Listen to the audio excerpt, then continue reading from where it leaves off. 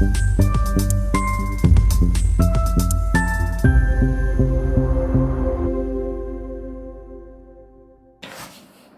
मित्रांनो, केंद्र सरकारने व्यावसायिक वापरासाठीच्या गॅसच्या किमती जवळपास 1000 रुपयांनी 900 कितीतरी रुपयांनी वाढवल्या आणि त्याच्यावर विरोधी पक्षांनी सरकारला धारेवर धरायला सुरुवात केली. विरोधी पक्षनेते राहुल गांधी यांनी लगेच त्यात उडी मारली आणि म्हणाले की गॅस ही सुरुवात आहे, पेट्रोलच्या किमतीही लवकर वाढणार आहेत आणि ही बंगाल, तमिळनाडू वगैरे या निवडणुकांच्या खर्चाची वसुली आहे. कशा प्रकारे वसुली आहे मला कल्पना नाही. खरं तर पेट्रोल डिझेलच्या किमती वाढणं अभिप्रेत आहे, मी हे केव्हापासून म्हणतोय, पण हा विषय नाही आहे. आज पेट्रोलमध्ये उडी मारण्यापूर्वी राहुल गांधींनी अंदमान निकोबारच्या समुद्रात उडी मारली आणि ते अचानक विरोधी पक्षनेता या आपल्या सवलतीचा, आपल्या पदाचा फायदा किंवा गैरफायदा घेत ग्रेट निकोबार बेटावर पोचले. त्या बेटावर पोचून तिथल्या घनदाट जंगलांमध्ये त्यांनी एक फेरफटका मारला आणि देशातल्या लोकांचं उद्बोधन करून त्यांना दाखवलं की बघा कशा प्रकारे घनदाट अरण्य आहे इथे आणि मोदी सरकार हे अरण्य नष्ट करणार आहे, जल, जंगल, जमीन, आणि तिथे म्हणे आपल्या मित्रांना म्हणजे अदानी वगैरे लोकांना विकासासाठी जागा देणारे आणि त्यामुळे हे होता कामा नये. आणि त्याच्यानंतर त्यांनी या ग्रेट निकोबार बेटाच्या अगदी दक्षिणेला असलेल्या इंदिरा पॉईंट, त्याला इंदिरा पॉईंट का म्हणायचं, कारण इंदिरा गांधी तिथे एकदा गेल्या होत्या, त्यांचे पाय तिथे लागले म्हणून त्याला इंदिरा पॉईंट नाव दिलं. त्या इंदिरा पॉईंट एक दीपगृह आहे, तो देशातला शेवटचा भूभाग, त्याचा तुकडा असं समजलं जातं.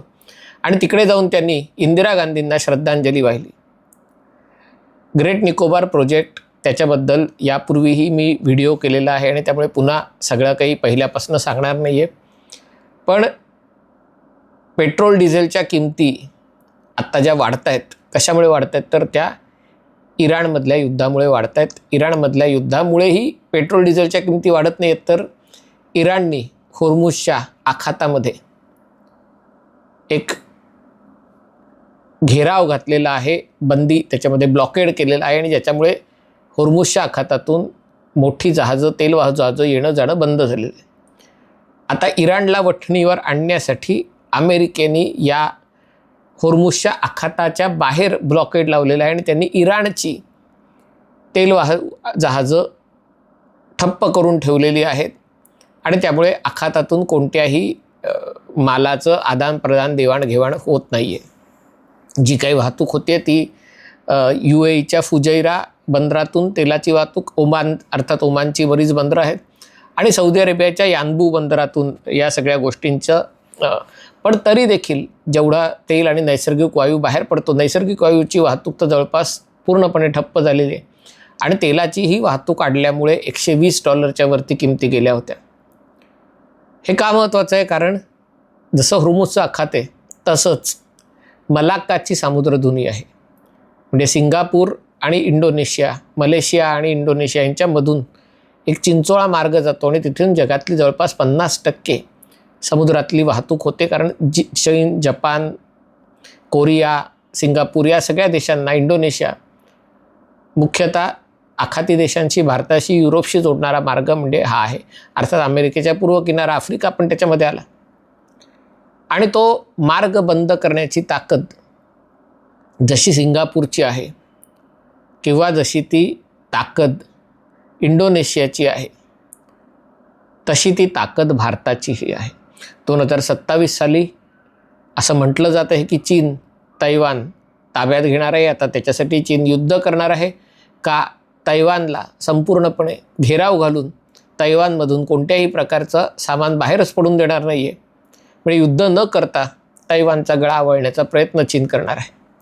आणि हे करत असताना त्याचा त्रास ज्या देशांना सहन करावा लागणार आहे त्यात भारतही समावेश आहे आणि त्यामुळे भारताच्या हातात हुकमाचा एक्का असणं आवश्यक आहे.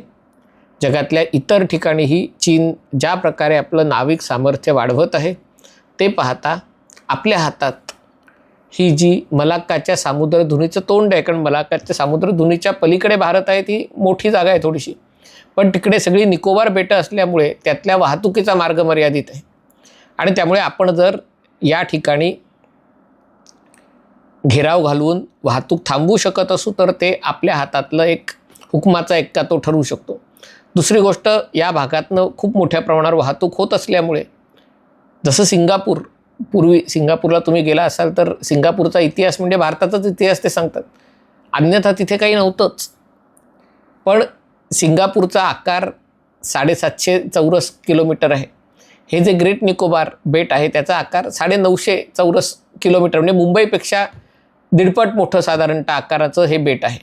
आणि हे खरं आहे की या बेटावर घनदाट अरण्य आहे, एक नदी आहे, खाडी आहे, त्याच्यामध्ये शॉम्पेन नावाची एक जनजाती राहते. अतिशय फक्त जगात त्यांचे 200-300 लोक उरलेले आहेत, शेवटचे 200-300 लोक. आणि हे लोक पूर्णपणे कट ऑफ आहेत, माणसांच्यात ते मिसळत नाहीत, त्यांचे जंगलात राहतात.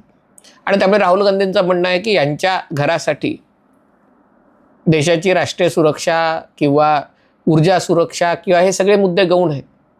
आता जो ग्रेट निकोबारचा जो विकासाचा जी योजना आहे ती फक्त इथल्या किनारी भागात आहे. आणि शॉम्पेन लोक कधीही किनाऱ्यावर येऊन राहत नाहीत. म्हणजे शॉम्पेन लोक, तुम्ही कल्पना करा, मुंबईच्या 1.5 आकार, लोकवस्ती फक्त 200, आणि ते बेटाच्या मध्यभागी असलेल्या त्या नदीच्या किनाऱ्यावर घनदाट अरण्यात राहतात, ते किनाऱ्यावर येत नाहीत. आणि जो काही विकास या संरक्षणाच्या दृष्टीने, ऊर्जा सुरक्षेच्या दृष्टीने, पर्यटनाच्या दृष्टीने, त्यामुळे पर्यटनाची काय गरज आहे, कारण या सगळ्यासाठी 81,000 कोटी रुपयांची गरज लागणार आहे. आणि मोदी सरकारचा हा कायमच दृष्टिकोन आहे, आणि हाच दृष्टिकोन लडाखच्या बाबतीतही होता, आणि तो समजून घेणं आवश्यक आहे. कारण हे जे 81,000 कोटी रुपये जाणार आहेत, हे आपले, तुमचे, आमचे करदात्यांचे पैसे जाणार आहेत. आणि मग देशाच्या सुरक्षेसाठी 81,000 कोटी रुपये खर्च केले की त्याच्यासाठी जो काही कर येईल तो जर पेट्रोलवर 1 रुपया लावला, डिझेलवर 1-2 रुपये लावले, तर राहुल गांधी छाती पिटून रडत राहणार आहेत की बघा, सामान्य लोकांकडनं हा कर घेतला. आणि म्हणून जो काही विकास, खास करून सीमा भागामध्ये महामार्गांचा विकास करायचा आहे, त्याच्यासाठीचा खर्च आहे, तो वसूल होणाऱ्यासारखाच नाही आहे. तुम्ही शॉम्पेन लोकांकडनं हा पैसा वसूल करू शकत नाही. लडाखमध्ये जे रस्ते बांधले जात आहेत, लडाखची लोकसंख्या 3 लाख आहे, या लोकांकडनं खर्च वसूल करणार का? आणि त्यामुळे तिथे पर्यटन उद्योग जर स्थिरस्थावर झाला, अर्थात कुठेही निसर्गाशी प्रतारणा न करता, निसर्गाला हानी न पोचवता, थोडंसं नुकसान होतंच, याच्यामध्ये काही वाद नाही, पण निसर्गपूरक, पर्यावरणपूरक पर्यटन काय आहे याची उदाहरणं जगात अनेक देशांनी घालून दिलेली आहेत. आणि तशी गोष्ट भारतही करू शकतो. तर हे झालं तर जो काही खर्च संरक्षणासाठी, ऊर्जा सुरक्षेसाठी आहे, त्यातला काही हिस्सा व्यापारातनं, गुंतवणुकीतून, पर्यटनातनं निघू शकतो. हे साधं, पण लगेच असा काही उच्चार जरी केला तरी मोदी सरकार आपल्या मित्रांना विकण्यासाठी ग्रेट निकोबारची निवड केलेली आहे. आणि त्याच्यासाठी पर्यावरणाचा, या आदिम जनजाती, शॉम्पेन, त्यांचा बळी दिला जाणार आहे, निसर्गाचा नायनाट केला जाणार आहे. आणि आपल्या इथे लोक असतात, काही करायची गरज नाही आहे, दुसऱ्या बेटावर नाही का करू शकत, पण तेच बेट आहे, म्हणजे जे मलाक्काच्या सामुद्रधुनीतून बाहेर पडताना जो आपण अडथळा उभा करू शकतो तो तिथेच आहे. आणि त्यामुळे या सगळ्या गोष्टीकडे बघताना एक समंजसता हवी राहुल गांधींकडे, ती नाही आहे, अपेक्षाही नाही आहे. पण जेव्हा युद्ध सुरू आहे आणि युद्ध सुरू असताना त्याचे परिणाम आपण भोगतोय, आणि पेट्रोल डिझेलच्या किमतींना आपण विरोध करतोय, आणि दुसरीकडे चीनच्या मदतीसाठी आपण पर्यावरणप्रेमी होऊन इतक्या टोकाला जाऊन विरोध करायला लागलो आहे, त्याच्यामागे हेतू काय हे मला कळत नाही आहे. हे जर चीनची तळी उचलण्याचा, चीनला फायदा करण्याचा जर हा सगळा हेतू असेल तर हा एका प्रकारचा देशद्रोह आहे. लगेच पुढचा प्रश्न येईल, अटक करा राहुल गांधीला, कशाला ठेवताय, ते नॅशनल हेराल्डचं काय झालं, त्या सावरकरांचा अपमान काय झालं, का करताय मोदी सरकार? म्हणजे खरं आहे, म्हणजे माझं काही त्याच्याबद्दल, मी काही मोदी सरकारचा वकील नाही आहे, मलाही पडलेला हा प्रश्न आहे की का कारवाई होत नाही, न्यायालयाची चूक आहे का सरकारची चूक आहे? पण मुद्दा आहे की ग्रेट निकोबार आयलंडच्या बाबतीत ही समाजमनाची तयारी होणं, जसं आरेच्या जंगलाच्या बाबतीत जे एक सगळं उभं केलं गेलं होतं, तसंच आता या बाबतीतही उभं केलं जात आहे. पण आजूबाजूला बघून, हुर्मुझच्या आखाताची परिस्थिती बघून आपल्या हातात हुकमाचे एक्के असणं का महत्त्वाचं आहे, का गरजेचं आहे, याचं महत्त्व आपल्याला कळलं असावं. आणि ते जर कळलं असेल तर राहुल गांधींच्या या देशविरोधक भूमिकेला विरोध करणं आवश्यक आहे. हा व्हिडिओ आपल्याला आवडला असेल तर कृपया लाईक करा, शेअर करा आणि चॅनल सबस्क्राईब करायची विनंती आहे. तुर्तास इथेच थांबतो.